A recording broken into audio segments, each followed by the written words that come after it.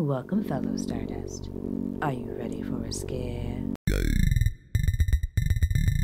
I see you've come back for more. If you're new here, buckle up, and thank you all for joining me today. My name is Stree, aka Rainbow Fright, lover of all things dark, creepy, and weird. Today's movie review will be on comedy horror, Stree.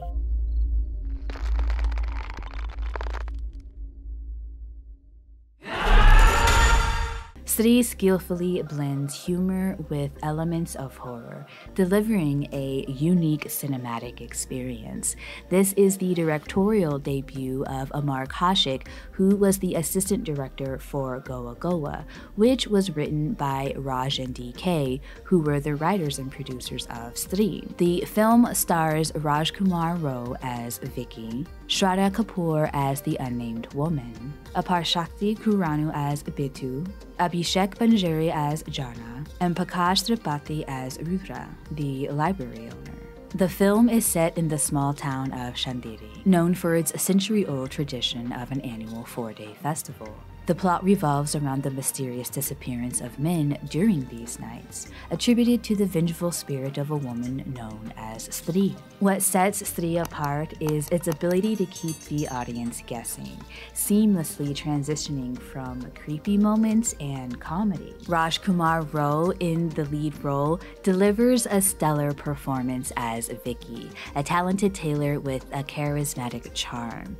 His chemistry with Shraddha Kapoor, who plays the mysterious woman entering his life, adds an intriguing layer to the narrative. Although her character was someone I never really warmed up to, even when she teams up with Vicky and his friends, which is validated at the end of the film. The screenplay cleverly weaves together horror and comedy while subtly addressing societal issues. The men are told not to roam the streets at night for fear of being snatched by Stree, and when the men go missing, only their clothes are left behind. So instead of the women having to be afraid of predatory men at night, it is the men who should be fearing for their safety. I also like this idea that Stree won't take a man unless they give her consent, which is done by turning around and looking at her. If you don't turn around and look her in the eye, then you won't be snatched. The film successfully incorporates elements of folklore, creating a supernatural ambiance that adds depth to the storyline. Raj and DK were inspired by the urban legend Nale Ba of Karnataka. It's known that people have written Nale Ba on their doors and walls, which means come tomorrow, to keep the evil spirits from entering their home. Raj and DK thought that this idea of an evil spirit reading this message and turning away was ridiculous and comical, so they decided to put their own spin on this folktale. The cinematography and special effects contribute to the eerie atmosphere, enhancing the overall experience. The film opens with a POV shot, roaming the streets of Chandiri, and then we witness our first snatching. Already, we're at the edge of our seats, wondering who or what this entity is and why they seek out men. The music in the film had me dancing in my seat every time it came on.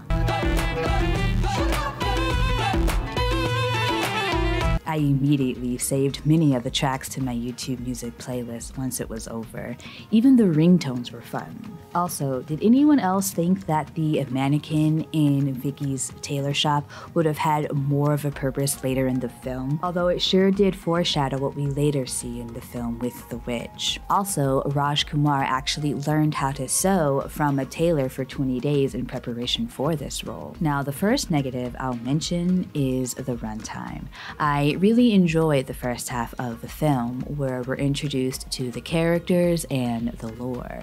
The character development was strong, and I connected with each character. However, after about 45 minutes, the pacing begins to drag, and I find myself just wanting to get to the end of the film already. There is also this moment with the library owner partner who is telling Vicky's friends about Stree, which is a bit confusing because they're older and have lived there for a while, so they should already know this tale. The scene would have worked better if Rudra was telling a group of boys or young men this story to prepare them for when they grow up. But all in all, Stree is a damn good film, and I cannot wait for the sequel, which will be released in theaters exactly 6 years after the release of the first film, on August 31st, 2024. For those seeking a unique and entertaining cinematic experience, Stree is a must-watch that leaves a lasting impression. Stree earns 4 rainbow skulls out of 5, and you can find this one on Netflix. Well, thank you again for joining me today, fellow Stardust. I appreciate you being here with me. I'll be back later this month with my review of Bulbul. I'll also be doing 3 live streams on a few of my friends' channels. On the 7th, I'll be returning to Evil Tyrone's channel, where we'll be discussing our top 5 psychological horror films, along with 4 other creators.